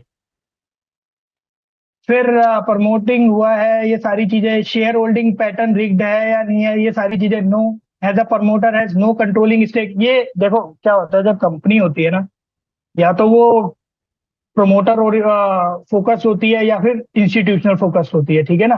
तो ये कंपनी के अंदर देखोगे ना तो जो प्रमोटर है और जो इसका नंबर ऑफ शेयर्स, इनलार्ज कर हेलो, दो, इनलार्ज कर दो। हाँ, कंपनी के, हाँ, तो जो आप देखोगे तो प्रमोटर का जो शेयर है वो अपने पास परसेंटेज ऑफ, हाँ, तो 37% है, म्यूचुअल फंड 17 है। तो मोस्ट ऑफ द टाइम आप देखोगे इंस्टीट्यूशनल ओरिएंटेड है, तो मेजोरिटी ऑफ जो मतलब होल्डिंग है वो क्या है, वो मेजोरिटी ऑफ इंस्टीट्यूशन होल्ड कर रहे हैं, तो प्रोफेशनली मैनेज कंपनी है। लेस देन 50% अपना प्रोमोटर का स्टेक है इसके अंदर, है ना। तो अपने को समझ आता है इससे कि यार ये जो शेयर होल्डिंग पैटर्न है, क्या प्रमोटर का तो मैक्सिमम शेयर नहीं है, तो अब यहाँ पर ये सारे एक्टिविस्ट शेयर होल्डर हो जाएंगे। अब ये कुछ भी करेगा ना तो ये इसके पीछे पड़ जाएगा, तो अपने को समझ आता है कि यार ये फिर आए ताई नहीं कर सकती, फ्रॉड वगैरह से थोड़ा तो चलो लीनियंसी आप देख सकते हो इसके अंदर, है ना। करेक्ट। हाँ, MD of the company managing business MD since 2009, ये आप देखोगे कि भाई 2009 से ये जो बंदा है ये 2009 से एमडी है और 5 साल से ज्यादा का इसको एक्सपीरियंस हो गया, तो एमडी जो है वो एक्सपीरियंस बंदा है। उल्टा इनकी जो टीम से नीचे से उठ के आया है, नेचुरल सी बात है, बहुत अच्छा एक्सपीरियंस है ऑलरेडी। फिर आपको रेमुनरेशन पैटर्न, क्योंकि इसके अंदर फिर दूसरी बात की गई है, how are senior managers compensated. अगर आप देखोगे ना कॉर्पोरेट गवर्नेंस की जो एक एक जो पॉइंटर है जो सर ने कम्युनिकेट किया है, मैंने उसको क्वेश्चन बना दिया है और उसके तरीके से रिसर्च करनी चालू की है। इससे क्या हो रहा है कि इससे ना आपको ज्यादा सोचना नहीं पड़ रहा है, आपको पता है ये क्वेश्चन पूछने हैं कंपनी से, तो इसके बारे में रिसर्च करते रहो, लिखते रहो, रिसर्च करते रहो, लिखते रहो। तो उससे क्या होगा कि आप ज्यादा दिमाग भी नहीं लगाओगे और आपके पास सारे क्वेश्चन के आंसर मिलते जाएंगे, या उसके बारे में ढूंढना चालू कर दोगे, ठीक है ना। आप इसको और एक्सपेंड कर सकते हो, लेकिन मेरे को लगा कि यार इतना ही काफी है, थोड़ा समझ आ गया पूरा कंपनी क्या है, तो मैंने इसको यहीं तक ही कंसाइज रखा। फिर रेमुनरेशन, अगला पॉइंट आता है कि यार डायरेक्टर की जो रेमुनरेशन है वो कैसे कॉम्पनसेट हो रही है, क्या वो ठीक कॉम्पनसेट हो रही है। तो मुझे लगा कि हाँ ठीक है, जो 37.50 अगर आप देखोगे सारी की सारी मिलियंस के अंदर है, सैलरी है, जो चेयरमैन है उसको 37.50 मिलियंस का अपने को पैकेज मिल रहा है। मैंने कहा वेल एंड गुड, कोई चार दिक्कत नहीं है। करोड़ हाँ, हाँ, 4 करोड़ रीजनेबल है। के आसपास मिल रहा है, रीजनेबल है, इतना भी कुछ दिक्कत वाली बात नहीं है। एक इसके अंदर मेरे को खटका कि सर ने बोला था यार ईसॉप वगैरह होने चाहिए, क्योंकि अगर आप कंपनी को लिंक करोगे उसके ईसॉप से तो मैनेजमेंट क्या होगी, वो शेयर होल्डर के हित में सोचेगी या उसके पर्सपेक्टिव से काम करेगी। तो ये थोड़ा इसका नेगेटिव पॉइंट है कि इन्होंने ईसॉप ही इशू नहीं कर रखे अपने मैनेजमेंट को ना, तो मेरे को ईसॉप की कोई एंट्री नहीं मिली, तो this is the negative point, तो मैंने वो भी हाईलाइट किया है। Company has not issued any stock options to the management and employees. The aforesaid compensation are in cash, hence it may be the might be a red flag as the company has not linked compensation of its key person to the interest of the shareholder. Share holding pattern ये तो screener पे आपको मिल ही जाएगा, तो उसको analyze किया है। Promoter group entity has not reducing significant share holding from the business, तो ये समझ आ रहा है वहां पर। Does the management team focus on cutting unnecessary cost, तो इसका आंसर है no. In fact the company has started using AI. ये कहां से पता लगा, कौन कौन लेंसेज पढ़ रहे हो, वहां से समझ आ रहा है ना आपको। तो स्टेप है, आपको ना ये चीजें पढ़नी पड़ेगी तो जाके इसके आंसर मिलते रहेंगे आपको। Does the management only emphasise good news in its communication, ये एक पॉइंटर है, तो मेरे को तो ऐसा कुछ मिला नहीं, मैंने गूगल सर्च किया।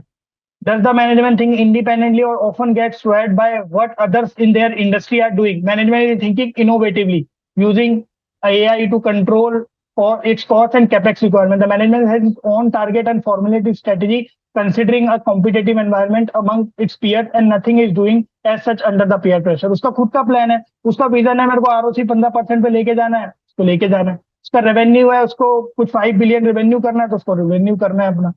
तो ये सारी अगर आप देखोगे ना इसकी प्रेजेंटेशन, तो उसके अंदर उसने अपना पूरा का पूरा विजन दिया है, तो वो उस पर फोकस कर रही है rather than कि पीयर्स क्या कर रहे हैं। क्या सीईओ सेल्फ प्रमोटिंग है? Nothing as such found in Google search, क्योंकि अगर आप देखोगे सर ने एग्जांपल लिया था सहारा ग्रुप का, हाँ, ओ सॉरी सहारा ग्रुप का राणा जो कपूर का, राणा राणा कपूर। ग्रुप का, राणा कपूर। वो देखो वो अवार्ड फंक्शन में जा रहा है, अपनी सेल्फ ब्रांडिंग कर रहा है, तो वो उससे रिलेटेड है कि क्या अपना सीईओ ऐसा कुछ कर रहा है? ऐसा कुछ मेरे को मिला नहीं, उसके लिए पोस्टर ही नहीं मिलते, तो फिर क्या, तो वो ब्रांड बिल्डिंग करेगा अपनी, है ना। अब कंपनी के बोर्ड कंपोजिशन कैसा है, हाँ, ये अपने को देखना पड़ेगा, क्योंकि बोर्ड कंपोजिशन मैंने तो लिख दिया ऊपर, सारी रिसर्च अपने एनालाइज कर ली कि डाइवर्सिफाइड है, reasonable according to salary reasonable है, ठीक है ना, रिस्पॉन्सिबिलिटी क्वालिफिकेशन ठीक है, तो ये वहीं से पॉइंटर आ जाएगा, वो आपने एनालाइज कर ही रखा है। ऑल डायरेक्टर वेरी पार्टिसिपेटेड, क्योंकि सर ने बोला था यार डायरेक्टर कर दिया, मीटिंग में ही नहीं आ रहे तो क्या फायदा है। तो इसकी जो डायरेक्टर की रिपोर्ट है वहां से पता लग जाएगा आपको, एनुअल रिपोर्ट से, कि वो देखो अटेंड कर रहे हैं सबके सब। मोस्ट ऑफ द केसेस के अंदर आप देखोगे सबने मीटिंग कंप्लीटली अटेंड किया है, तो आपको 100%। कंक्लूजन मिल गया वहां से, है ना। Disproportionate remuneration of independent director, nothing as such was found, ultimately reasonable लगा मेरे को।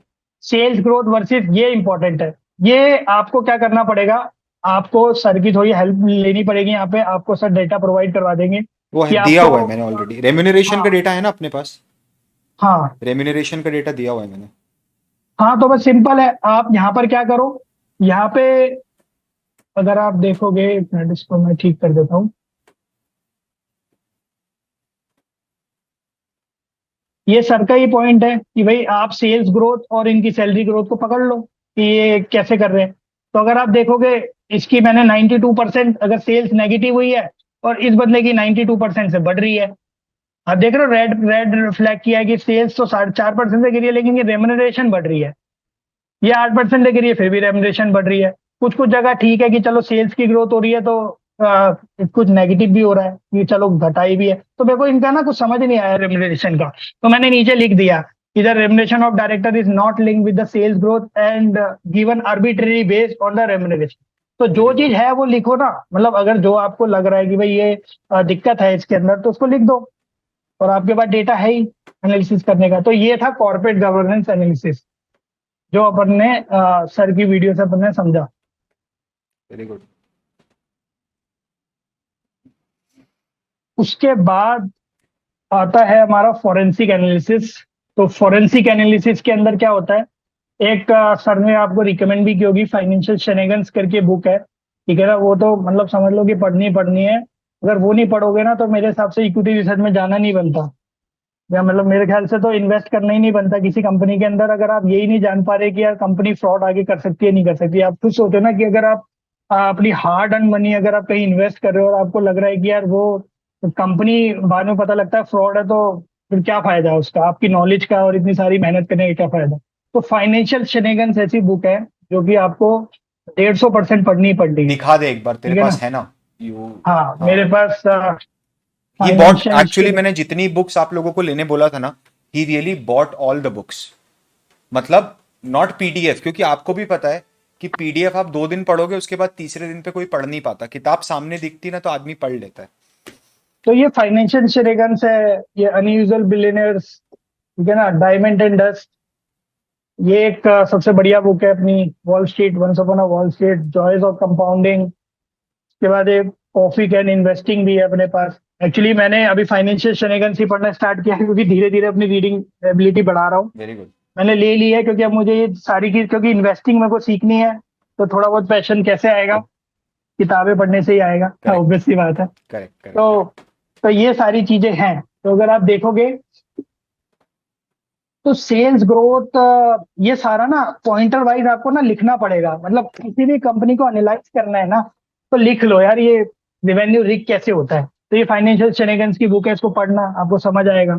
सर की वीडियो देख लेना, वो समझाएंगे कि भाई चैनल शिफ्टिंग होती है, चैनल स्टफिंग स्टफिंग, क्या होती हाँ। है। कंपनी कंपनी की अगर रेवेन्यू अगर उसका अच्छा खासा नहीं आ रहा, तो वो क्या करती है, वो रिक करना स्टार्ट करती है। कैसे करती है, वो डिस्ट्रीब्यूशन, जो उसके डिस्ट्रीब्यूटर होते हैं, उसको माल पास ऑन कर देती है। भले ही क्या होता है कि कहती है कि उठा ले तू माल, इनवॉइस रेज कर देती है और अपनी रेवेन्यू को रिक कर देती है।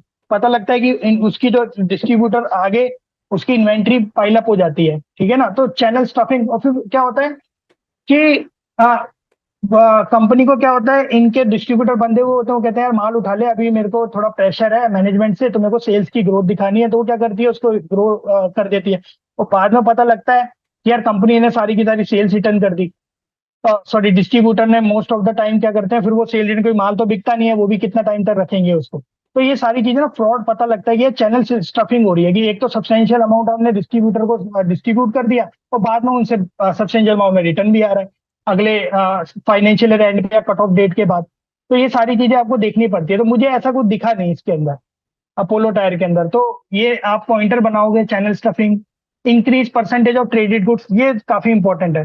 कंपनी करती मैन्युफैक्चरिंग टायर है, लेकिन वो अपनी मैन्युफैक्चरिंग को छोड़ के वो ट्रेडेड गुड्स को प्रमोट करने लग गई। यहाँ से माल टायर लेती है और आगे बेच देती है। तो उसकी ब्रांड बिल्डिंग कितनी इफेक्ट हो रही है। अगर अपोलो टायर सीएट के टायर को लेके और किसी को बेचने लग जाए, वो तो कंपनी खत्म हो जाएगी। करेक्ट। अगर आपको, सबसे बड़ा रेड फ्लैग यही होता है कि मैन्युफैक्चरिंग परसेंटेज, और मैन्युफैक्चरिंग देख लो, परसेंटेज ऑफ ट्रेडिंग, अगर उसकी ट्रेडिंग सेगमेंट का अगर बढ़ रहा है ना, समझ लो गोल कपाल हो रहा है कंपनी के अंदर। कंपनी का जो मैन्युफैक्चरिंग जो उसका कोर काम है, वो कहीं ना कहीं डेविएट हो सकता है। और वो डेविएट हो सकता है तो शेयर प्राइस कहाँ जा सकता है वो आपको पता है, क्योंकि अपनी ब्रांड को रिस्क में डाल रही है ना वो। तो ये बड़ा इंपॉर्टेंट है इसके अंदर। हाई परसेंटेज ऑफ रिसीवेबल्स, ये शंका है कि भाई प्रोविजन बन सकता है आगे, पूरी क्वार्टरली अर्निंग्स इसकी हिट हो सकती है। अगर ऐसा लगता है कि 180 दिन से भी पैसा अगर आपको नहीं दे रहा कोई डेटर, तो ये तो बड़ा दिक्कत वाली बात है। पूरा प्रॉफिट खा जाएगा कंपनी का। ये सबसे इंपॉर्टेंट है, percentage of receivable versus percentage of sales. क्योंकि आप अगर sales turnover ratio, receivable turnover ratio देखोगे, टर्नओवर बाय रिसीवेबल, अगर जो टर्नओवर है वो ज्यादा स्पीड से ग्रो कर रही है, और जो सॉरी रिसीवेबल जो है ज्यादा स्पीड से ग्रो कर रहा है, और जो आपका सेल्स है वो कम स्पीड से ग्रो कर रही है, तो नेचुरल सी बात है कि जो टर्नओवर है वो क्या हो जाएगी, कम हो जाएगी। और आपके जो डेटर रिसीवेबल्स हैं वो एकदम से बूस्ट हो जाएंगे। और जब बढ़ जाएंगे तो आपको पता लगेगा कि पैसा ही नहीं आ रहा, फ्री कैश फ्लो इतना जबरदस्त हिट होगा कंपनी का, वर्किंग कैपिटल ब्लॉकेज इतनी जबरदस्त होगी। इंडस्ट्री का पीआर आप देखोगे तो ये तो सबसे आगे पाएगी आपकी वर्किंग कैपिटल ब्लॉकेज के अंदर। ठीक है ना। तो ये सारी चीजें ना आपको एनालाइज, डिक्लाइनिंग सीएफओ बाई बिडा, तो ये आपको, मैंने ना क्या फिर क्या किया, मैंने पॉइंटर वाइज चलता गया। बस मेरा काम यही है, सर की चेकलिस्ट उठाओ, उसको डालो क्वेश्चन बना के, और फिर चालू हो जाओ। तो मैंने वही करा, सर की सेल्स की ग्रोथ देखी कि भाई 7%, 11%, 10%, यहाँ मेरे को पकड़ में आया कि यार ये रेवेन्यू के अंदर गोल कपाल क्यों हो रहा है। मतलब 14% से ग्रोथ हो रही है 3 साल में, और डेटर 38% से बढ़ गए। तो फिर आप जाओ कॉन कॉल के अंदर, अब मैनेजमेंट यहाँ पे कमेंट्री देगा। Yes thanks, congrats for great set of number, few question starting. अब इसने क्या क्वेश्चन पूछा, if I look at the consolidated balance sheet number, your receivable numbers look quite elevated year on year. If it was normal, your FCFA would have been much higher. Is that a right observation, Gaurav? Ravi, do you want to comment? Yeah, so that it is basically under accounting norms. तो इनका क्या हुआ था, कुछ accounting norms की वजह से इन्होंने कोई वन ऑफ इवेंट किया था जिसकी वजह से इनका रिसीवेबल बढ़ गया। तो यहाँ से अंडरस्टैंडिंग मिलती है आपको कि यार मैं इसको टॉलरेट कर सकता हूँ या नहीं कर सकता। बाकी आपकी नॉलेज, आपको लगता है कि हाँ ठीक बात बोल रही है तो चल लो, नहीं ठीक बात बोल रही है तो आप यहीं पर ही तो अपना इन्वेस्टिंग डिसीजन रोक सकते हो किसी कंपनी के लिए, यार ये कुछ ना कुछ गोल का पाल हो रहा है इसके अंदर, करेक्ट। है ना। तो ये सारी चीजें आपको समझ आती है। तो मैंने फिर यहाँ कंक्लूजन भी लिखा, from above management guideline it may be observed that the debtor has been elevated due to some accounting adjustment and it is one of the treatment and the number will be reduced in future because management is guiding us, लिख दिया वहां पे, है ना। तो ये सारी चीजें from the above it may be considered a red flag if the growth in the debtor will not be reduced in future as guided by the management। उसके बाद is the percentage receivable over 180 days, ये आपको balance sheet को उधेड़ना पड़ेगा। इसके लिए ना आपको देखना पड़ेगा बैलेंस शीट के अंदर जा जाके कि भाई company less than 6 month, more than 6 month, कौन से साल में क्या है, उसके हिसाब से परसेंटेज निकालो। तो बड़ा मिनी स्कूल सा आया, तो मैंने कहा टॉलरेबल है, 1% भी नहीं है अगर आप देखोगे तो 180 दिन से ऊपर ना। Very good. Amount of, data raising से लिया आपने एनुअल रिपोर्ट में हाँ जो डेटा करेक्ट रेजिंग होती है, करेक्ट। करेक्ट करेक्ट तो आप करेक्ट, एनुअल रिपोर्ट में जाके सीधे डेटा रेजिंग लिखोगे, आप सर्च करोगे, तुरंत खुल जाएगा, वो 2 मिनट का काम है ये तो। बिल्कुल मिल जाएगा, लेकिन वो बिल्कुल। एफर्ट करनी पड़ेगी ना हाँ, उतनी ऑफ तो। कोर्स वो रिसर्च तो करनी पड़ेगी उसके लिए। हाँ हाँ। तो no no. Amount of receivables going bad, अब amount of receivable going bad तो आप देखो परसेंटेज ऑफ ग्रॉस जो हो रहे हैं, हालांकि बढ़ रहे हैं लेकिन ठीक है 5% से कम है तो टॉलरेबल है, ऐसी कोई सिग्निफिकेंट चेंज नहीं दिखता। पीयर कंपनी, अब इन्वेंट्री डेज ट्रेड रिसीवेबल का पीयर कंपैरिजन करना पड़ेगा आपको। ये सारा का सारा स्क्रीनियर से मिल ही जाना है आपको, डेटा यहाँ डालो, उसके बाद पीयर कंपैरिजन कर लो, एवरेज निकाल लो, मीडियन निकाल लो, मीडियन को कंपेयर कर लो कि भाई इंडस्ट्री बोल रही है 42% और आपका अपोलो टायर कितना है वो आप देख लो, मैंने यहाँ पे निकाला होगा इसका। हाँ, इन्वेंट्री डेज, फिर नीचे ना रीजनिंग भी लिखो कि भाई जैसे अपोलो टायर का 31 है और इंडस्ट्री 42 है तो टॉलरेबल है, अपने को क्या दिक्कत है। यही तो सिखाते हैं अपने को कि पीयर, कोई भी अगर रेशियो एनालिसिस करनी है विदाउट पीयर तो कैसे ही समझोगे आप। करेक्ट तो पीयर को तो लाना ही पड़ेगा ना पिक्चर के अंदर। करेक्ट। एक इन्वेंट्री डेज क्वेश्चन है तो एक question on behalf of everyone, if you go up, why you have reduce, why you have not considered Balkrishna tyre in your peers. आपने लिखा है रीजन, बट मैं सबके एडवांटेज के लिए पूछ रहा हूँ। आपने पीयर्स में बालकृष्ण टायर को नहीं लिया, उसका आपने रीजन भी लिखा है हाँ, ऊपर। इसका रीजन इसका करेक्ट। यही था। अगर आप देखोगे, I have not included Balkrishna industry at it has the majority of revenue is coming from the out of India and having a different product mix than Apollo tyre. ये very good. Off the road tyre का market segment है, इसका market leader है। Apollo जो है वो हमारा CV और पीवी के अंदर मार्केट लीडर है, टीबीआर सेगमेंट के, तो बिल्कुल ही मिसमैच है। बिल्कुल ऊपर से सही जो है। मेजोरिटी ऑफ रेवेन्यू है वो उनका सबका इंडिया के अंदर से आ रहा है और इसका जो आ रहा है वो majority of revenue out of India आ रहा है। तो डायनेमिक की प्रोडक्ट मिक्स का चेंज हो रहा है, मार्जिन पूरे चेंज हो गए। तो क्यों लेना है फिर इसको, तो अपने को हटाना पड़ेगा, तो वो हटा दिया मैंने इसके अंदर ना उसी बात उसको ही एनालाइज करके। Very good, good work. Uh, और ये 1 मिनट, हाँ, ये लोगों को ऐसा ना लगे कि यार बहुत ज्यादा मैनुअल काम है। ये जो आपने पीयर के कंपैरिजंस निकाले हैं, ट्रेड रिसीवेबल, इन्वेंट्री डेज, ठीक है, आपने इसकी शीट्स बनाई है ना लास्ट में बिल्कुल, पीयर ये वाइज, सारा आप वो एक देख, बार बता दोगे सबको कैसे ये करना है। वेरी ये गुड। सिंपल है सर। सर के जो टेम्पलेट है उस पे स्क्रीनर पे जाओगे, स्क्रीनर पे लिखो, अगर आप जाओ स्क्रीनर पे,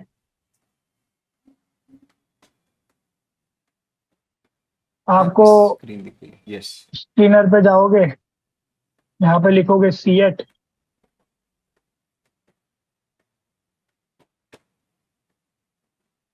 और यहाँ पे एक्सपोर्ट टू एक्सेल कर लो। ये आपके पास शीट आ गई। ये सर की टेम्पलेट आपको बता देंगे सर की भाई टेम्पलेट मेरी कैसे यूज करनी है। ये C8 का सारा आ गया, ये खुल गया आपका C8 का। अब आपको बेसिकली क्या चाहिए यहाँ से, आपको चाहिए कि भाई इसकी इन्वेंट्री रेशियोज क्या है, मतलब ये सारी की सारी रेशियोज आपको अगर आप देखोगे। इनेबल एडिट करना पड़ेगा ऊपर से, इनेबल बट एडिटिंग सर, हाँ। तो ये इसको क्या करो, इसको यहाँ से मूव ऑन करो, मूव कॉपी पे जाओ, वेरी गुड। क्रिएट कॉपी, और जहां पर इसको लेकर जाना है वहां ले जाओ इसको। यहाँ पर मेरे को जैसे फाइनेंशियल स्टेटमेंट पे लेके जाना है, यहाँ पे इसको ले गया, ये आ गया मेरे पास। और यहाँ से उठा लो जो जो चीजें चाहिए आपको, ऐसे ऐसे शीट आप निकाल के आराम से ले जाओगे वहां पे, है ना। कोई डिफिकल्ट काम नहीं है, तो कर सकते हैं सब बच्चे अपने। हाँ, तो ये कोई ऐसा कुछ नहीं है कि मतलब आपको ज्यादा टाइम लगेगा। हाँ, टाइम लगेगा आपको एनालाइज करने में। ये जो अपन ने एनालाइज किया है, इसके अंदर तो एफर्ट आपको डालनी पड़ेगी, और ये एक बार का काम है, एक क्योंकि बार वो एक बार। वापस एनालिसिस पे आ जाओ यार, आपके जो आपने एनालाइज करा हाँ था ना पीयर वाला। हाँ, ये रहा अपना ना। करेक्ट। तो एक बार अगर आप इसके अंदर एफर्ट डाल दोगे, तो क्या होगा कि आपको ना सेट टेम्पलेट मिल गई। अब मेरे को अगर सीएट को वैल्यू करना होगा, या किसी भी टायर कंपनी को वैल्यू करना होगा ना, मेरे पास पॉइंटर रेडी है। फट फट फट से मैं सारी चीजें देखूंगा और उसको रीजनिंग लिखता जाऊंगा, करता जाऊंगा। वेरी अब गुड। जो मेरे को ज्यादा टाइम लगा, मुझे मैक्सिमम 10 से 15 दिन लगेंगे किसी भी टायर इंडस्ट्री को छेड़ने में और उसकी रिसर्च कंप्लीट करने में, करेक्ट। है ना। क्योंकि ये एक बार का काम है। ऐसे ही केमिकल इंडस्ट्री उठा लो, मतलब केमिकल कह रहा हूँ, कोई भी नॉन टेक्निकल इंडस्ट्री, एफएमसीजी उठा लो, वही सारे पॉइंटर लगा दो, फिर जितनी भी एफएमसीजी की कंपनी है उसको आप करना चालू कर दो। तो जो ब्रॉड कैटेगरी है, जो ब्रॉड आइडिया है, वो सारा सेम ही रहना है। बस सेक्टर बदलते जाएंगे और आपकी नॉलेज बदलती जाएगी, क्योंकि अलग अलग चीजें पढ़ोगे तो नेचुरल सी बात है, इंप्रूवमेंट भी होगा और ज्यादा चीजें पता लगेगी। तो वेल ये डन। था अपना रेवेन्यू। अब सबसे इंपॉर्टेंट चीज आती है, ये ना क्लासों में हमें सिखाया जाता है कि भाई रेशियो एनालिसिस अपने को करनी है, ठीक है ना। लेकिन रेशियो एनालिसिस करनी है तो उसको हमेशा पीयर से कंपैरिजन करना है, ये भी बोला जाता है। तो आपको पीयर से कंपैरिजन करके पीछे के सालों में जाओ और देखो कि यार कंपनी आउट परफॉर्म कर रही है, इन परफॉर्म कर रही है। अगर आप देखोगे तो मैंने क्या करा, इनका चेंज निकाला, इंडस्ट्री अपोलो टायर का और इंडस्ट्री का निकाला। तो मेरे को समझ आया कि यार इंडस्ट्री, अगर ये आप देखोगे इन्वेंट्री के अंदर, इन्वेंट्री जो बढ़ रही है वो अपोलो टायर की ज्यादा बढ़ रही है, जबकि इंडस्ट्री की ज्यादा बढ़ रही है, अपोलो की कम बढ़ रही है। तो आउट परफॉर्म कर दिया ना अपोलो ने, उसकी कम बढ़ी। तो ऐसे तो ओवर द पीरियड आप देखोगे और फिर एक कंक्लूजन बना दोगे ओवर द पीरियड क्या है कि अपोलो ने आउट परफॉर्म किया, अंडर परफॉर्म किया, ये अपनी रिपोर्ट में लिखोगे, ब्यूटीफुल भी लगेगी और आपकी एनालिसिस भी अच्छी होगी, है ना। ये सारी चीजें आपको करनी पड़ेगी, चाहे इन्वेंट्री डेज हो गया, पेबल डेज हो गया, वर्किंग कैपिटल डेज हो गया, नेट फिक्स एसेट डेज। ये सर ने क्या करा, सर ने तो आपको बहुत ब्रॉडर हेड दे दिया। जब आप इनकी रेशो एनालिसिस वाले में जाओगे,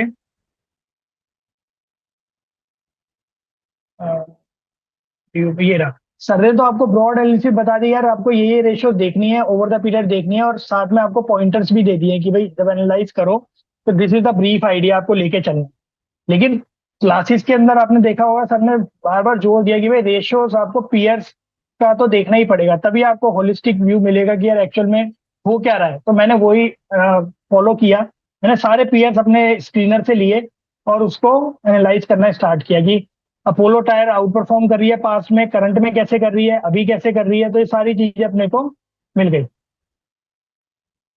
ये सारी ना एफिशिएंसी के बारे में बताती है। अगर कंपनी को, अगर अपने को पता करना है कि वो कितनी एफिशिएंट है, तो कैसे पता करेंगे, यही सारी चीजें रेशियोज को देखेंगे। ये पॉइंटर आपको पता लग जाएंगे, दो दो तीन तीन कीवर्ड लिखो और वहां पर स्टेटमेंट डालो अपनी रिपोर्ट के अंदर कि कंपनी वेदर एफिशिएंट और नॉट, आउट परफॉर्म और नॉट, ऐसे करते जाओ। अगर कंपनी की प्रॉफिटेबिलिटी देखनी है तो प्रॉफिटेबिलिटी रेशियो निकालो, प्रॉफिटेबिलिटी रेशियोज को एनालाइज करो, समझ रहे हो? और यहाँ पर क्या होगा, अपना कमेंट भी डालो कि आपने कहाँ से लिया है। जैसे मैंने ये चीज ना कौन कौन से पढ़ के ली है, तो यहाँ पे कमेंट डाल दिया यार, पेज नंबर 10 पे जाओगे आपको ये लाइन मिल जाएगी कि ऐसा हुआ है।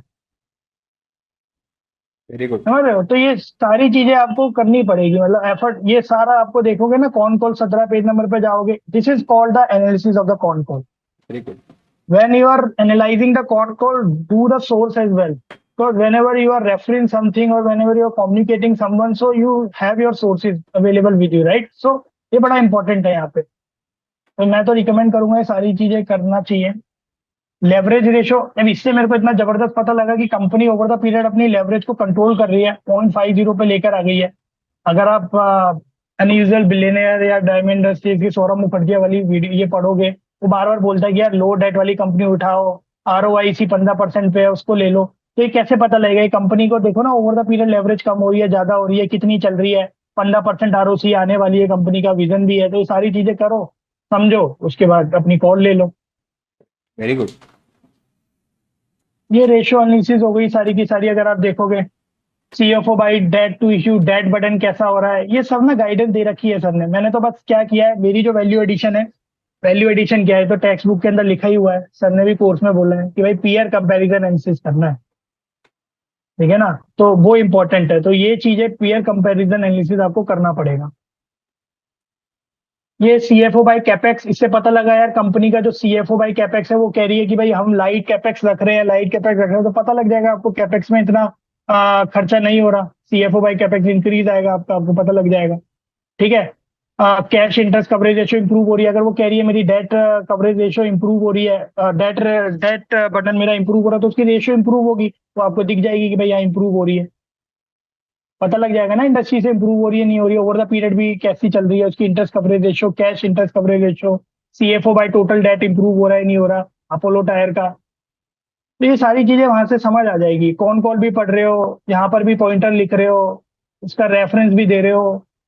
तो मेरे robust pricing along with tight control over cost help us report healthy, ये सारा का सारा एक ऑन कॉल्स में लिखा हुआ है, आप एनालाइज कर रहे हो, आपको समझ भी आ रहा है, तो मेरे हिसाब से तो काफी अच्छी अंडरस्टैंडिंग बिल्डअप होगी।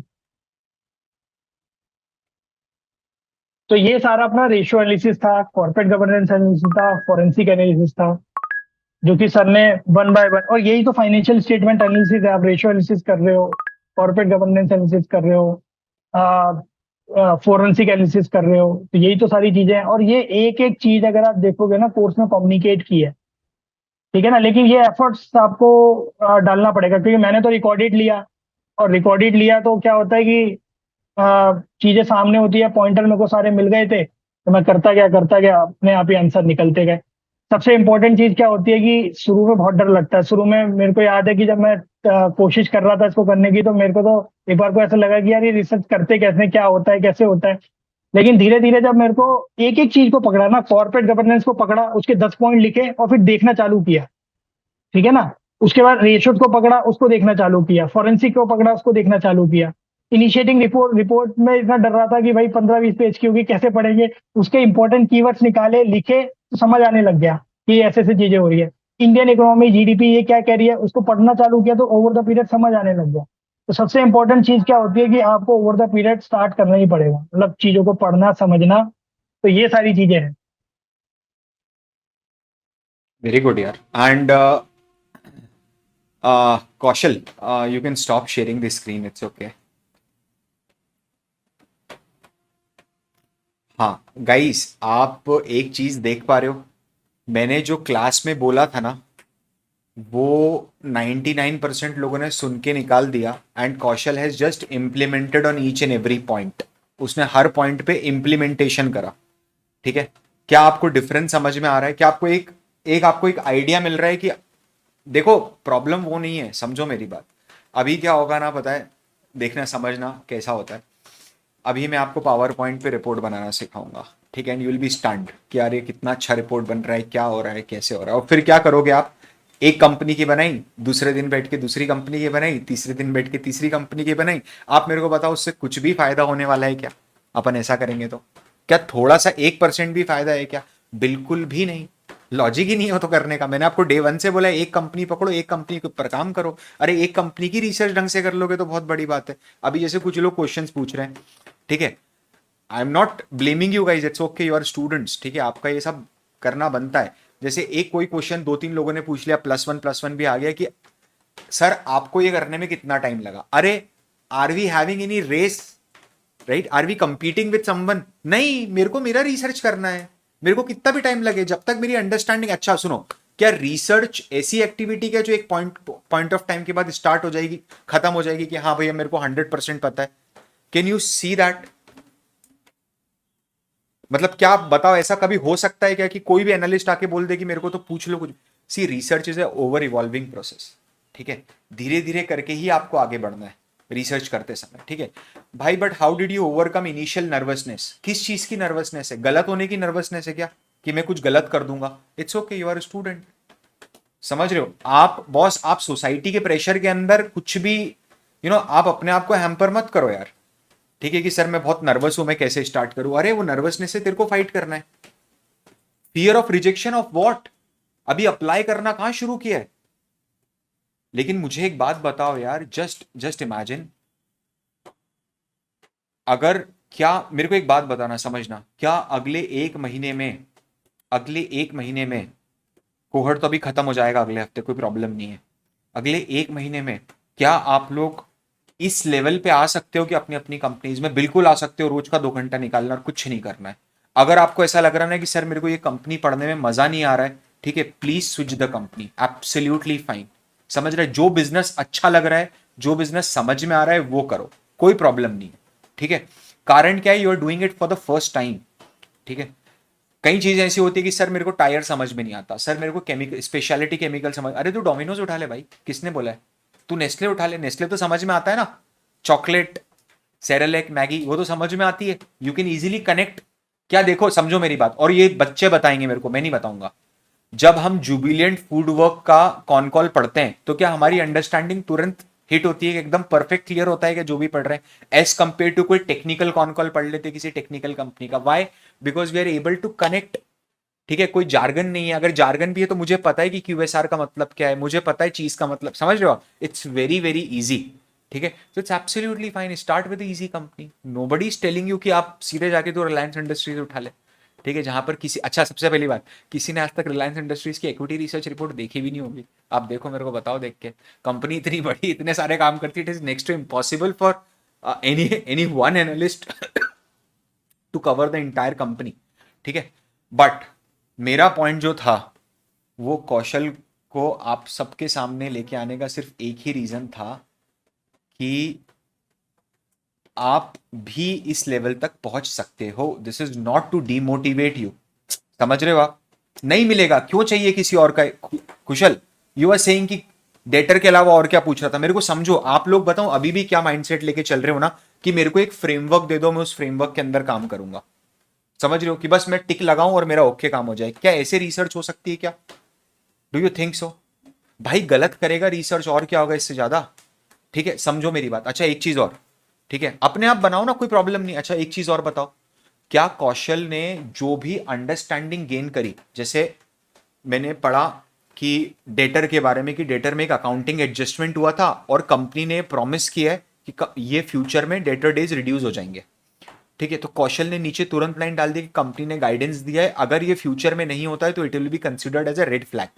अब समझना, प्लीज अंडरस्टैंड। आप लोगों में से 90% लोग क्या कंफ्यूजन में रहते हैं पता है, कि सर मैं इसको रेड फ्लैग कंसिडर करूं कि नहीं करूं। मेरे पास रेगुलर मैसेज आते हैं, मैं नाम लेके नहीं बोलूंगा, ठीक है। I am very happy with it, मेरे को कोई प्रॉब्लम नहीं है, आप रोज मैसेज करो।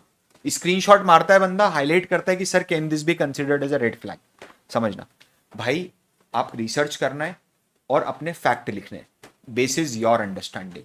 Nobody is putting gun on your head, समझ रहे हो?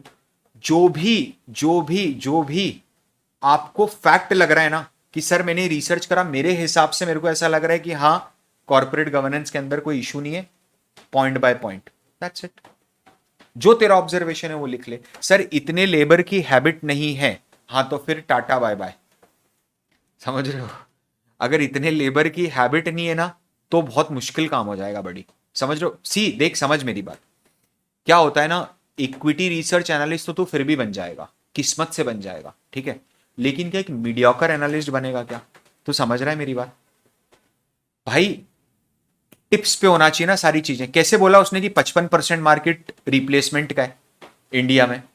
समझ रहे हो आप? कैसी टिप्स पे आ गई चीजें, वो आएगी over a period of time, ठीक है, रातों रात। अच्छा Kaushal, one thing which I want to ask you, आपने एक्चुअली प्रिपरेशन करना कब शुरू किया था? एक्चुअल के अंदर पहले तो सर आपकी सारी वीडियोस देखी थी, समझी करेक्ट। थी, ठीक है उसके ना। बाद तो कितना टाइम हो गया प्रिपेयर करते हुए? मैंने जुलाई से स्टार्ट किया था, जुलाई मिड से ना। उसके ठीक है। बाद फिर मैंने इसको बीच में रोक दिया था। तो ऑन एन एवरेज मैं बता रहा हूँ आपको, 1.5 से 2 महीना लगा है, 2-2 घंटे की, 1.5 से 2 घंटा देने का हाँ पूरा। गाइस, अगले एक महीने में अपन करेंगे सारी रिसर्च। मेरे लिए मत करो भाई, अपने लिए करो। समझो मेरी बात, आप यहाँ के पीपीटी सीखने आए हो क्या मेरे से? मैंने कभी आपको ल्यूर करा के कि मैं पीपीटी सिखा दूंगा बार बार बार बार बार बार बोल के? नहीं ना। सी यार, मैंने आपको हमेशा बोला, एंड मैंने हमेशा बहुत हाई ऑर्डर थिंकिंग प्रमोट करी है आप लोगों के बीच में, ठीक है, कि यार बहुत क्यूरियस रहो, क्वेश्चनिंग माइंड रखो अपना हमेशा, कि ऐसा हुआ तो ऐसा क्यों हुआ, वैसा हुआ तो वैसा क्यों हुआ, ठीक है। That's it, and try to do it. अब समझो मेरी बात, क्या आप में से कोई एक भी ऐसा है जिसको रिपोर्ट पब्लिश करने की जल्दी है? छील देगी जनता, समझ रहे हो आप? क्या करेगा रिपोर्ट पब्लिश करके? Are you a PowerPoint designer? Have you join this cohort to become a PowerPoint designer? Absolutely not guys. yes, he literally implemented every word of mine, ये चीज मैंने कौशल को सुबह ही बोल दी थी, मतलब आज हम लोग थॉरो रिव्यू के लिए बैठे थे, तब मैंने कौशल को इस सुबह चीज बोल दी थी कि यार तूने एक्चुअली एक एक चीज जो मैंने क्लास में बोली है ना, जो मेरे मुंह से कैजुअली भी निकल गया, तूने उसको भी एक्सेल में डाल के इंप्लीमेंट कर दिया। कोई बहुत मुश्किल काम नहीं है। आप मेरे को एक बात बताओ, पिछले 10 साल की सेल टानना, उसकी ग्रोथ टानना, उसके नीचे मैनेजमेंट कंपनसेशन टानना, उसके नीचे डेटर टानना, क्या ये बहुत डिफिकल्ट काम है क्या करने के लिए? ठीक है, सीईओ का नाम लेना, सीईओ का नाम लिखो, CEO Apollo plus BJP, Congress, DMK, left, TMC, आम आदमी पार्टी, हो गई रिसर्च खत्म। 5-6 बड़ी पॉलिटिकल पार्टी, अच्छा Apollo tyre Chennai based company, तो डीएमके वीएमके और लिख दो जो चेन्नई की लोकल पार्टीज हैं, हो गया पॉलिटिकल कनेक्शन इस्टेब्लिश। अगर है तो लिख देंगे कि हाँ पॉलिटिकली एक्टिव है, दैट्स इट।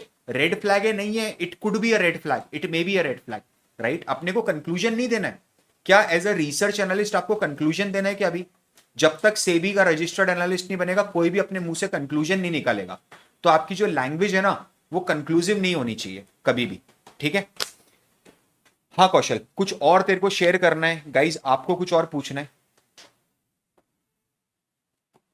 और एक मिनट, हाँ सॉरी, कोई भी इस इंप्रेशन में तो नहीं है कि ये सर इसलिए इतना कर पा रहे हैं क्योंकि इनके नाम के आगे सीए लगा हुआ है?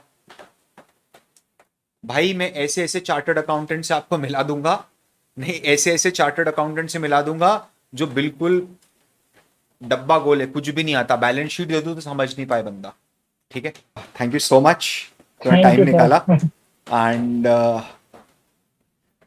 मजा आया होगा गाइज, आप सब लोगों को uh, एक वैसे हाँ एक मुझे थोड़ा लग सा रहा कुछ। था कि आधा घंटा मेरे को लग रहा था कि कम ना पड़ जाए, इसलिए नहीं नहीं बहुत अच्छा क्योंकि था। काफी चीजें एक्सप्लेन करनी थी, क्योंकि वो आधे घंटे में होता नहीं, तो इसलिए I am really sorry sir कि मैंने ज्यादा टाइम ले नहीं लिया। नहीं नहीं नहीं, डोंट लेकिन वरी, डोंट वरी, हाँ कि मतलब मेरे को बताना था ये सारी चीजें डोंट ना, वरी, ताकि ये लोग डोंट वरी। इम्प्रूव करें, इनका माइंडसेट थोड़ा इन्वेस्टिंग पे ज्यादा फोकस हो।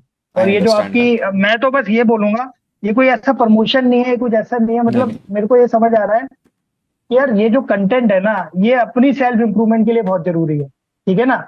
ये जो सर आपको दे रहे हैं ना यार, इन्होंने ना 150 बुकें पढ़ चुके होंगे इन्वेस्टिंग और इसके ऊपर ना, ये उसका सारा सार है। समझ रहे हो? अगर आप इतनी एफर्ट नहीं डालना चाहते किसी किताब को पढ़ने में, वो खोल देंगे भाई 15 मिनट के अंदर, वो एक बुक तुम्हारे सामने रख देंगे खोल के। तो वो सारी वीडियो अगर आप ध्यान से देखते हो तो आपको समझ आ जाएगा कि आपकी 90 मतलब जो भी फाइनेंस की बुक है 70 to 80% कवर हो चुकी है, वो मुंह से ही बोल देंगे।